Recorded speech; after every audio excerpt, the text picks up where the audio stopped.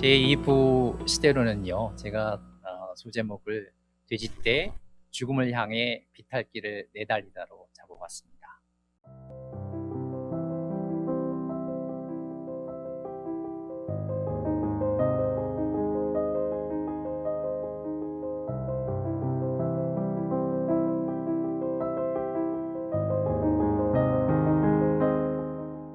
시베리아 유형우 도스토옙스키가 마주한 러시아 사회는 니콜라이 1세의 어떤 30년의 어떤 강압 통치 이후에 정치 경제적인 고착 상태에 처해 있었습니다.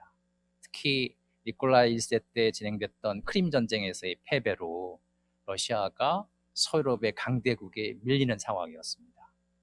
그러니까 니콜라이 1세가 돌아가신 후 사후에 취임한 알렉산드르 2세는 농로 해방령과 같은 개혁 정책을 도입해서 사회 전반에 구조적인 개혁을 시도합니다. 그러나 이것은 자유주의와 급진주의 또 보수 진영 내의 어떤 파벌 싸움으로 이어지면서 러시아 사회 전체가 격렬한 논쟁과 분열로 치닫게 됩니다. 도스토옙스키도 그가 창간하고 혹은 참여한 여러 잡지들이 있었는데 시대나 시간 또는 시민과 같은 잡지들에 도스토옙스키가 직접 참여했는데요. 이걸 통해서 이러한 시대의 어떤 격렬한 논쟁 속에 자리하고 있었습니다. 또 급진주의 진영의 어떤 극단주의와 물질 만능주의, 또 실용주의에 대항해서 점차 보수적인 국가주의자 입장에서 영적 통찰력을 희생시킨 채 인간의 지식과 기술 발전을 맹목적으로 추종하는 당대의 세태와 맞서고 있습니다. 이 그림은요, 트로이카라는 그림입니다. 트로이카는 사실은 말세필이 끄는 마차나 혹은 겨울철에는 말세필이 끄는 썰매를 일컬어서 트로이카라고 합니다. 1866년 사실 베로프라는 화가의 작품이니까요. 19세기 후반 정확하게 도스토옙스키의 장편 소설들이 발표되는 시기와 일치합니다. 보시는 것처럼 세 소년이 사실은 물동아리를 뒤에서 끌고 가고 있습니다. 1861년에 러시아에서 농노 해방이 일어납니다. 농노 해방이 일어나면 이들의 삶이 사실은 더 나아질 거라고 기대를 했죠. 그러나 사실은 이들의 삶이 그렇게 좋아지지 않았습니다. 토지개혁이 일어났었죠. 토지개혁을 해서 사실은 토지를 분배를 농민들한테 나눠줬습니다. 그러나 실질적으로 좋은 기름진 토지는 귀족들에게 가고 지주들에게 가고 그렇지 않은 토지가 농민들한테 가면서 농사를 지을 수가 없게 되는 거죠. 그러면서 많은 이런 농민들이 도시로 몰려듭니다.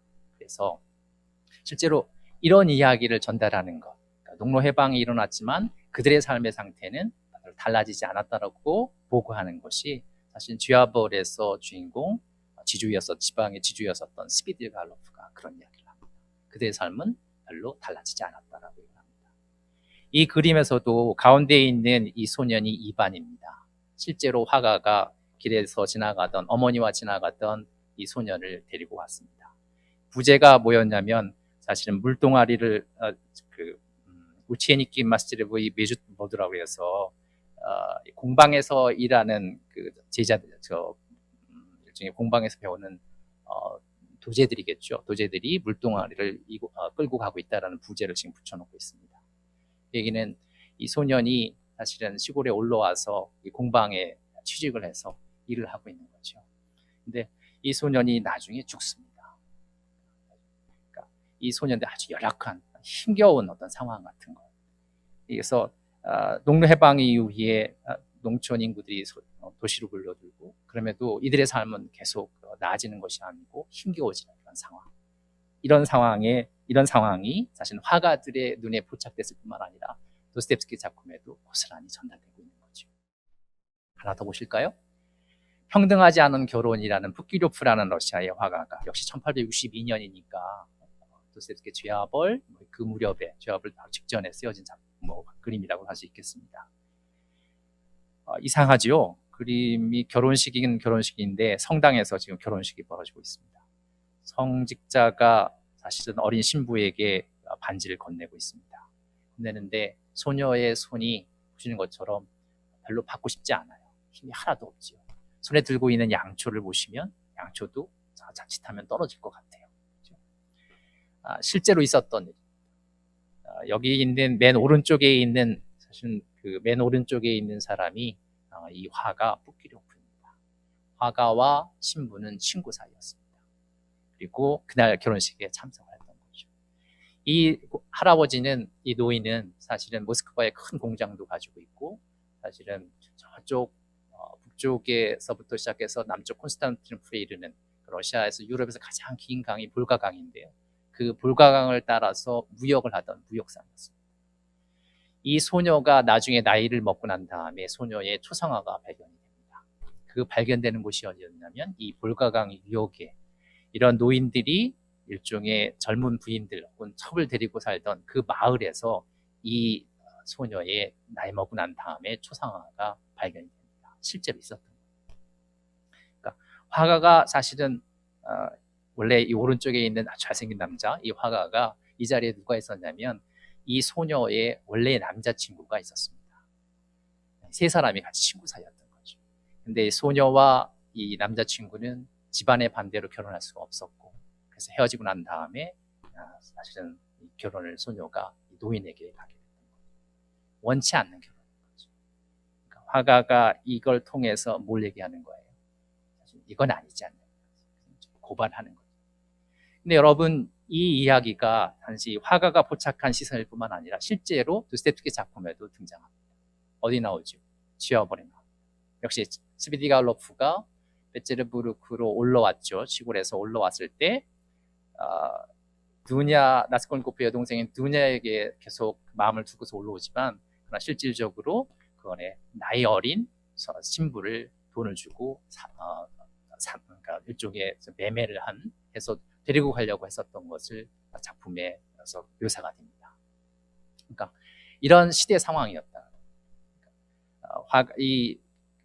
화가든 혹은 작가든 19세기 후반의 어떤 이 예술 작품의 경향은 리얼리즘적인 그렇죠?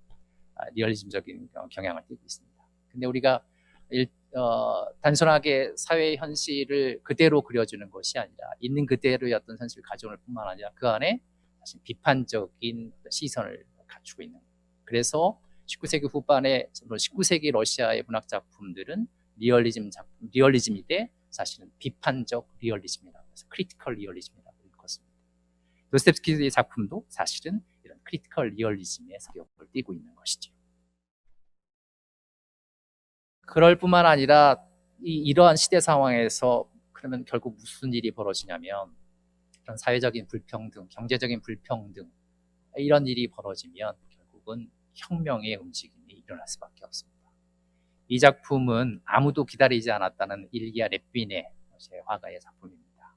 보시는 것처럼 어떤 사람이 들어오고 있어요. 젊은이가 들어오는데 엉거주춤 한 사람이 일어났습니다. 그리고 테이블에는 공부를 하고 있었지요. 공부를 하고 있는데 사실 김나지움에 다니는 듯한 중학생이 있고요. 그리고 어린 소녀가 있습니다. 그리고 피아노 치는 소녀가 있고 젊은 아가씨의 어떤 표정이 있고 각각 표정이 다 다릅니다. 보시면 김나지움에 다니고 있는 중학생 같은 우리로 따지면 교복을 입고 있는 이 소년의 표정은 굉장히 밝아요. 반갑죠. 이 사람이 누군지 아는 겁니다. 그리고 피아노 치고 있는 소녀의 표정도 사실은 밝습니다. 누군지 알아요. 오랜만에 귀환을 한 거죠. 근데 그에 반해서 조그만 어린 소녀는 누구지 하는 겁에 질린 표정입니다. 그렇죠? 두려운 거죠.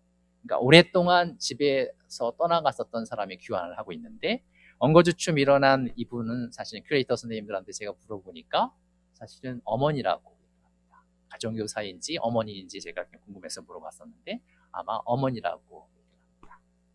그러니까 이 어머니의 표정은 어떻게 된 거지? 라고 하는 약간 엉거주춤한 그래서 좀 당황하는 그런 모습으로 되어 있고 또 하나 여기서 보시면 돌아오는 이 귀환한 이 사람의 표정도 어머니의 일종의 눈치를 보고 있는 듯한 그런 모습입니다. 근데 이 사람은 누구냐면 사실은 1881년에 러시아의 황제 알렉산드르 2세가 시해를 당합니다. 인민의지당원에 의해서 시해를 당하게 되는데요. 이 사람들이 황제를 죽이고 나서 많은 사람들이 이제 도망을 가기도 하고 했었던 거죠. 근데 1881년이지만 이미 도스토옙스키 시대 작품의 배경에 보면 1860년대, 70년대 사실은 알렉산드르 2세의 지세에서 많은 사실은 정치 결사 단체가 형성이 되었습니다. 그 중에 하나가 인민의지당원이었고, 그러니까 유럽에 비해서 유럽에서는 공화정이 일어나게 되고 혁명의 움직임이 일어나서 정치 체제가 변화가 됐는데 러시아에서는 여전히 전제정이 유지가 되고 있었던 거죠. 이런 것에 대해서 끊임없이 변혁을 시도하는 그런 정치 결사 단체가 많이 만들어졌습니다. 그러니까 사실은 도스토옙스키는 이런 시대적인 상황을 사실 잘 포착을 하고 있었고 그 작품들에는 들여다보시면 이런 모임들이 나타납니다. 자, 연단 위의 레닌입니다. 그렇죠? 아까 제가 말씀드렸는데 한 세기 이후에 도스토옙스키가 떠나고 난 다음에 한 세기 이후에 전대미문의 그렇죠? 역사의 유일한 사회주의 공산혁명이 사실은 러시아에서 일어나게 됩니다. 그래서 약 70년간 러시아가 공산 체제를 가지고 있었는데 그의 중심 인물이 사실은 혁명을 이끈 레닌이었었죠. 그러니까 도스토옙스키는 사실은 이런 시대를 예견하고 러시아 사회에 대해서 끊임없이 경고를 했던 겁니다. 자, 시대론에서 제가 살펴보고자 했었던 특히 죄아벌, 그러니까 러시아의 도스토옙스키 작품 중에서 나타나고 있는 이런 시대의 모습을 이 시간에 다루고자 합니다. 특히 너무나 사실은 많기 때문에요. 다 다룰 수는 없고 두 작품 정도를 통해서 살펴보도록 하겠습니다. 첫 번째는 죄아벌에 나타났던 시대 상황들인데요. 첫 번째 살필 수 있는 것은 공상적 사회주의입니다. 공상적 사회주의 또는 유토피아적 사회주의라고 얘기를 하는데요. 이거는 원래 프랑스의 생시몽하고 프리에서 맨 처음에 출발을 했다라고 그러죠. 근데 19세기 후반에 중반 또는 후반에 러시아 내에서 많은 프리에주의자들이 나타나게 됩니다. 그래서 대표적인 사람이 이 베트라옙스키와 치르니옙스키라는 사람입니다. 그러니까 베트라옙스키는 아까 제가 말씀드렸죠. 도스토옙스키의 가 연루되어서 사형 선고를 받게 되는 그 모임을 주도했던 사람이 베트라옙스키입니다. 그러니까 프리의 저작을 연구하면서 러시아의 전제 정치와 농노제를 비판했었던, 그러다가 1849년에 발각이 되고 사형에서 감형돼서 역시 사실은 옥살이를 했었던 그런 인물입니다. 이 인물과 함께 또 하나 중요한 인물이 있는데요. 체르니옙스키라는 인물입니다. 러시아의 사회사상가이고 문학가이기도 한데요. 이 사람은 프리의 사상에 심취해서 당대 러시아의 전제 정치를 비판을 했습니다. 그래서 동시대라는 잡지에다가 농민들의 입장에선 아래로부터의 어떤 변혁을 주장하기도 하고 집에다 인쇄기를 갖다 놓고 출판을 하다가 체포되어서 시베리아에 유형을 가게 됩니다. 이 사람이 쓴 대표작이 사실은 무엇을 할 것이냐라는 슈도젤라자라는 1863년에 쓴 작품이 있습니다. 이 작품이 문제작인데요. 도스토옙스키에게서 굉장히 큰 영향을 끼치게 됩니다. 그러니까 이 작품의 주인공은 실제로 이제 베라 파블로브라는 여주인공인데요. 어떤 사회 모든 구석에서 해방되어서 새로운 삶을 꿈꾸는 그런 여인으로 등장하게 됩니다. 레닌에게도 이 작품이 영향을 끼칩니다. 그래서 소설을 며칠 동안 열광적으로 읽었으며 자신을 파헤치는 계기가 되었다라고 레닌이 직접 얘기를 합니다. 그래서 자기의 어떤 정치평론에 글을 쓰는데 그 제목을 똑같이 무엇을 할 것이냐는 거로 써놨습니다. 그러니까 이 당시, 그러니까 이 베트라옙스키나 체르니옙스키나 모두 다 그 사상의 영향을 프리에서 받았던 것이죠. 이 프리에의 전집이 번역이 되어 있었습니다. 다시 조금 더 살펴볼까요? 이 무엇을 할 것인가라는 체르니옙스키 작품이 사실은 어떤 내용이냐라고 하면 19세기 중반 당시 사회로 보면 입장에서 보면 매우 진보적이고 아주 어떤 혁신적인 인간상과 가족 관계를 제시하는 작품입니다. 그러니까 여주인공 베라 파블로브나가 일종의 오늘날 따지면 사업가예요. 여성 사업가입니다. 그래서 섬유업을 이제 그 공장을 운영하려고 그러는데요. 그래서 자기가 직접 노동자들을 데려다가 공동주택을 임차해서 그곳에서 그 노동자들과 함께 생활을 하기도 하고요. 그다음 무엇보다도 파격적인 것은 새로운 연애관을 주장을 하게 됩니다. 결혼을 했어요. 결혼을 했는데 자기한테 새로운 남자친구가 생겼습니다. 그러니까 이 새로운 남자친구와 사실은 나중에 결국 결혼을 하게 되는데, 재밌는 것은 세 사람의 친구 관계라는 거죠. 세 사람의 친구가 되고, 첫 번째 남편이 자기 부인이 자기 남자친구를 사랑하는 것을 알게 되니까 자기가 베제르부르크의 그 다리에서 바다 네버강물에 뛰어들어서 자살한 것으로 위장을 합니다. 자기가 물러서 주는 거죠. 그러니까 당시로서는 오늘날에도 봐도 센세이션할 텐데 당대로서는 엄청난 센세이션을 불러일으키는 작품이었고 사실 베스트셀러였던 것이죠. 그러니까 이러한 생각을 가지고 있었던 체르니첵스키는 결국 이들이 주장하는 건 뭐냐면, 그러니까 민중의 어떤 계몽이 진전되면 모두가 옳고 이성적인 사람이 되면, 그래서 빈곤도 전쟁도 사라지게 되고 세계가 유토피아에 가까워질 것이라는 그런 주장을 하게 됩니다. 그러니까 19세기에서는 굉장히 어떤 파격적인 거고 그 당시로서는 이상적인 이념을 품고 있는 책이라고 할 수 있겠습니다. 그러니까 제가 자꾸 이렇게 공상적 또는 유토피아라고 말씀드리라는 거는 그 후에 오게 되는 마르크스주의자들이 그 과학적 사회주의와 구분해서 이들을 이제 공상적 사회주의라고 부르기 때문에 제가 말씀을 드리고 있습니다. 그러니까 계급 투쟁의 어떤 과학적 분석을 이제 결여하고 있어서 혁명을 실천할 수 없는 유토피아주의라고 비판을 받기도 했습니다. 자, 이게 제가 말씀드린 이유는 도스토옙스키 작품에도 영향을 끼치고 있다는 거예요. 도스토옙스키 작품에도 나타나고 있다는 겁니다. 죄와벌에서 보면 그 레베자트니코프라는 젊은 청년이 나타나는데요. 그 사람과 루진이라는 변호사가 다루는 대화 가운데 나오는 이야기입니다. 잠깐 볼까요? 우리 동지 체레비오바 말입니다. 지금 꼬뮌에 있어요. 그녀가 가정을 뛰쳐나와서 어느 남자에게 몸을 맡기고는 자기는 편견 속에서 살기가 싫어서 자유 결혼을 한다고 어머니 아버지에게 편지를 보냈다라는 거죠. 이런 일이 벌었다는 거예요. 그러면서 그러니까 이제 묻는 겁니다. 루진이 묻습니다. 그 체레비오바는 세 번째 자유 결혼을 했다고 자네가 그때 말한 바로 그 여자 아닌가? 라고 묻습니다. 그러니까 이제 답을 하기를 엄격하게 판단하자면 고작 두 번째지요. 그러나 네 번째든 15번째든 그건 아무것도 아니에요. 상관이 없다라는 거죠. 고백하지만 이건 제가 제일 좋아하는 주제입니다. 경기병들이나 쓰는 푸시킨의 이 추잡한 표현을 미래의 사전에서는 생각할 수조차도 없을 거예요. 대체 그 뿔이라는 게 뭡니까? 이 무슨 어처구니 없는 오해냐고요. 이 뿔 말이죠.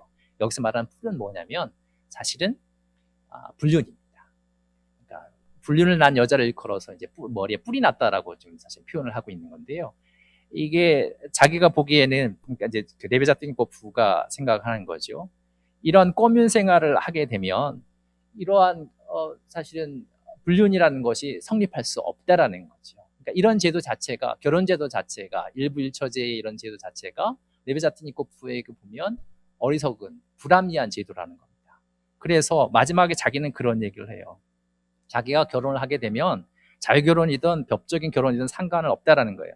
자기 아내가 오랫동안 정부를 만들지 않으면 자기가 그 정부를 만들어서 데려다 주겠다라는 겁니다. 난 당신을 사랑하고 그러나 나는 무엇보다 당신이 날 존경해 주길 원하고 자 여기 하고 정부를 데려다 주겠다는 이런 이야기를 사실은 베제르부르크의 젊은이가 하고 있다라는 거죠. 도스토옙스키 작품에 실제로 등장하는 겁니다. 이게 어디서 오는 거예요? 이게 바로 프리에에서 프리에의 어떤 저작에서 나타나고 있는 빨랑스테르 개념에서 나옵니다. 빨랑스테르 여러분 아시는 것처럼 그 빨랑주라는 말하고 모나스테르라는 말. 그러니까 빨랑주는 고대 그리스의 어떤 보병의 어떤 밀집 대형 전투를 할 때 수행할 때 그 대형을 얘기하는 거고요. 그 말에다가 모나스테르 수도원을 합해서 만드는 그 합성어입니다. 그러니까 1808년에 이 샤를 프리에의 저작에서 구체화되어서 19세기에 무척 인기를 끌었었던 용어인데요. 여기서 보시는 것처럼 이 그림에서 표지에서 보시는 것처럼 중앙에 어떤 공동 생활 공간이 있고 그 주위에 주택들이 모여 있습니다. 그래서 프리에는 약 810개의 유형으로 남녀를 구분을 했어요. 그래갖고 남녀 성격 유형을 구분을 한 거죠. 그래서 쌍을 지어서 1620명으로 구성되는 어떤 이상적인 사회 집단을 제안을 합니다. 이게 이제 밸런스 테레가 되는 겁니다. 그래서 밸런스 내부에서는 개인이 자신의 선호에 따라 일을 하고 자신이 원하는 그룹에서 활동을 하며 자연적 리듬을 존중하는 삶을 살면서 일상생활을 즐겁게 영위할 수 있다라고 주장을 하는 겁니다. 이게 이런 프리에의 밸런스 테레가 사실은 프랑스뿐만 아니라 제네바, 미국, 아르헨티나 전 세계 곳곳에 실제로 실행이 되어집니다. 근데 이게 어디에 나타났다? 19세기 후반의 러시아 사회에서도 도스토옙스키가 그거를 얘기하고 있는 겁니다. 악령에서 잠깐 시대 상황을 또 한번 살펴보겠습니다. 악령이라는 작품은 실제로 모스크바 농과대학에서 있었던 학생들 중에 네차예프라는 학생이 있었습니다. 이 학생은 어떤 학생이었냐면 혁명 지하 서클을 조직을 했었던 장이었었죠. 이 사람이 그 안에서 조직에서 이탈하려고 하는 사실 이반원이라는 그 학생이 있었는데 그 학생을 사실 집단으로 그 서클의 사람들이 집단으로 가입을 해서 공모를 해서 연루가 돼갖고 죽입니다. 살해를 한 다음에 그 공원에 있었던 그 공원의 연못에다가 갔다가 시체를 유기하는 사건이 있었습니다. 도스토옙스키가 이 이야기를 신문에서 봤습니다. 거기서 충격을 받았죠. 그리고 실제로 이 네차예프가 제작했었던 일종의 강령집이죠. 그거를 구해서 읽었습니다. 그거 작품을 보면서 도스토옙스키가 충격을 받아서 이거에 대해서 나름대로 경고를 해야겠다고 생각을 했습니다. 그래서 작품 이제 시작을 했는데, 그래서 매우 정치적인 어떤 경향성을 띤 작품을 구상을 했었습니다. 근데 이게 나중에 이제 점점 발전을 해서 매우 형이상학적이면서도 철학적인 어떤 소설로 발전하게 되는데요. 그 안에 등장하고 있는 젊은이들, 되게 다 20대 젊은이들입니다. 이 젊은이들을 쭉 보시면 이 당시 러시아 사회의 어떤 사상이 얼마나 다양하게 사실 나뉘어져 있었는지, 분열되어져 있었는지 이런 것들을 볼 수 있습니다. 그 중에 첫 번째로 볼 수 있는 게 정치적 니힐리즘입니다. 그러니까 뾰트르 베로벤스키라는 이 젊은이를 위해서 대표가 되고 있는 건데요. 이 뾰트르 스테파노비치 베로벤스키는 이 작품의 실질적인 주인공이라고 할 수 있는, 중심 주인공이라고 할 수 있는 니콜라이 스타브로긴보다 사실은 이 작품의 서사를 추동하는 활동적인 인물입니다.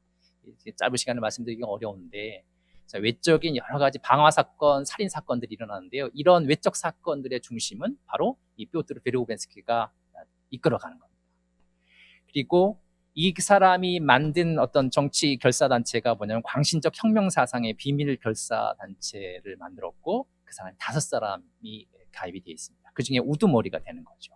그래서 다른 사람들을 아주 능숙하게 조종을 합니다. 이 사람은 선동가이고 냉소주의자이고 비윤리적인, 비도덕적인, 윤리와 도덕이 사실 이 사람하고 전혀 관계없는 사람, 그런 모습으로 그려집니다. 그리고 이제 5인조가 있고요. 두 번째, 이 작품에 등장하는 슬라브주의자가 있습니다. 샤토프죠. 슬라브주의는 일종의 민족주의라고 생각하시면 됩니다. 슬라브 민족이 세계에서 가장 뛰어난 민족이고 역사상의 어떤 임무를 수행할 거라고 주장하는 어떤 이론이나 정치 이데올로기 또는 민족 이데올로기라고 할 수 있습니다.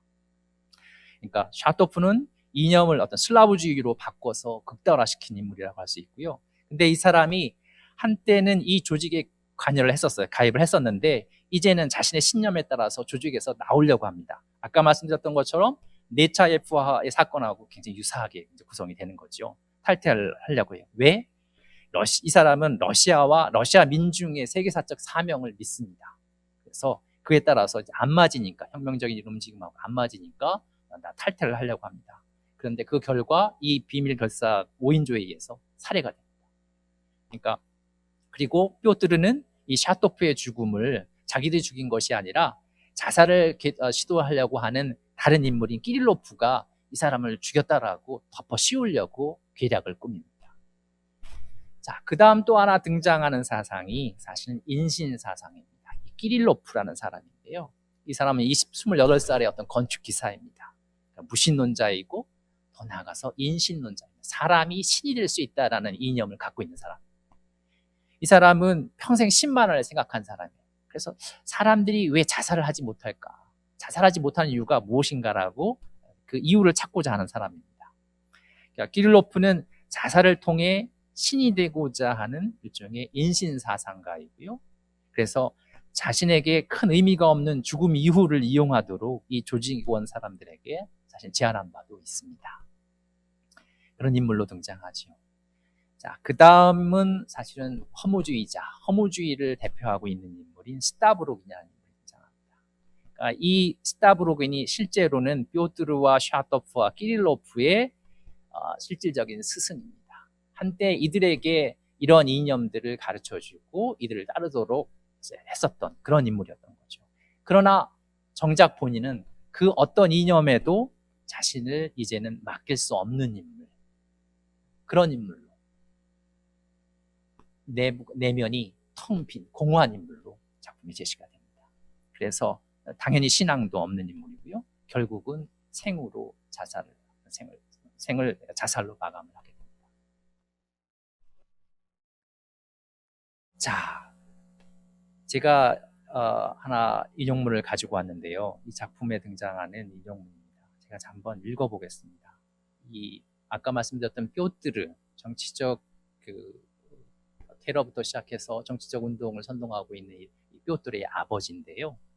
이 사람이 이런 얘기를 합니다. 자기의 이제 오래된 여자 지주 친구한테 내보시오라고 하면서 스테판 트로피모비치는 대단히 흥분해서 말했다.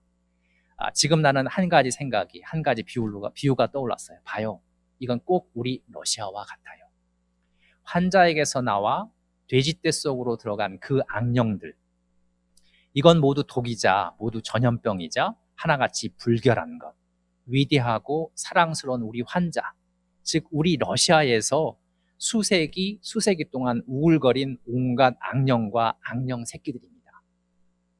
그래요. 내가 언제나 사랑해온 그 러시아라고요. 그러나 위대한 사상과 위대한 의지는 더 높은 곳에서부터 저 광기 어린 악령 들린 자와 같이 러시아 위로 그늘을 들이우고, 그러면 이 모든 악령들이 온갖 불결함과 표층으로부터 곪은 온갖 이 추잡한 것이 밖으로 나올 테고, 그놈들이 직접 돼지떼 속으로 들어가게 해달라고 간청할 겁니다. 아니, 벌써 들어갔는지도 모르겠군요. 이건 우리이고, 우리는 바로 그들, 즉 페트루샤와 그놈이 함께한 다른 사람이고, 어쩌면 내가 그 우두머리로서 선두에 있는지도 모르겠고, 무엇에 홀린 듯 미쳐 날뛰는 우리는 절벽에서 바다로 돌진하여 모두 빠져 죽을 테죠 라고 합니다. 이 작품을 읽지 않으신 분은 도대체 이게 무슨 소린가 하실 텐데요. 제가 좀 전에 말씀드렸었던 사실은 다양한 러시아의 젊은이들이 갖고 있었던 이런 사상들의 연원이 어딘가를 밝혀주는 사실 인용문이라고 할 수 있습니다. 그러니까 아버지 세대인 이 스테판 베로벤스키는 사실은 자유주의였습니다. 그러니까 러시아에서 서구주의자와 슬라브주의자의 어떤 분쟁, 이념적인 어떤 사실은 논쟁이 있었는데, 그 가운데 서구주의를 주장하던 사람이었고, 그러니까 서구주의로 대표되어주는 이들이 리베랄리즘의 숭배자들이었습니다. 그러니까 아버지 세대가 갖고 있었던 이런 추상적 또는 순진한 자유주의적 사고가 아들 세대의 인격 속에서 조악한 니힐리즘과 정치적 무정부주의 또는 총체적 비도덕주의로 변모한다라는 것을 보여주고 있는 거예요. 그러니까 도스토옙스키는 이 예견할 수 없는 어떤 파괴적인 결과를 가져올 사실은 사회적인 질병의 어떤 징후를 이들 가운데서 사실 발견하고 있는 거예요. 그러니까 도스토옙스키의 유형 이후의 작품들은요, 사실은 폭력의 길로 치닫는 러시아를 멈춰 세우는 것에 있었습니다. 그러니까 폭력의 길은 인간을 행복으로 이끌지 않는다라는 사실은 어떤 의미에서의 어떤 혁명적 사고의 전환이 도스토옙스키에게서 일어났던 것이죠. 언제? 시베리아 유형 기간 동안에. 시베리아의 그 유형을 거치면서 제가 이 시간에 다루지는 않습니다만 죽음의 집의 기록이라고 하는 도스토옙스키의 유형 시절을 다룬 작품이 있습니다. 그 작품에 보시면 러시아 민중들 가운데 있는 죄수이긴 하지만 그들 가운데 있는 어떤 이상을 향한 그들의 어떤 그 순수한 마음, 그다음에 이 민중들이 가지고 있는 어떤 저력, 이런 것들을 이제 발견하게 되는 거죠. 뿐만 아니라 인간이 가지고 있는 어떤 본성에 대한, 인간이 가지고 있는 이성에 대한 사유를 새롭게 하게 됩니다. 무슨 말씀이냐면 사회주의자들이 주장하셨던, 그러니까 사회주의자들은 기본적으로 인간이 죄를 저지르는 것은 인간의 어떤 본성에 기인하는 것이 아니라 사실은 사회 환경이 그러하기 때문에, 사회 환경이 열악하고 사회 환경의 결함이 있기 때문에 인간이 죄를 저지른다고 생각을 했었던 거죠. 근데 사실은 도스토옙스키가 시베리아 유형 기간 동안에 사실은 그 죄수들을 보면서 그들과 함께 생활하면서 러시아 민중들의 어떤 삶을 관찰하게 되면서 과연 그러한가? 정말 사회 환경이 개선이 되어지면 인간에게 악도 선도 악도 사라지고 인간의 어떤 도덕적인 결점도 다 해결될 수 있는가? 이런 것에 대해서 회의를 하게 됩니다.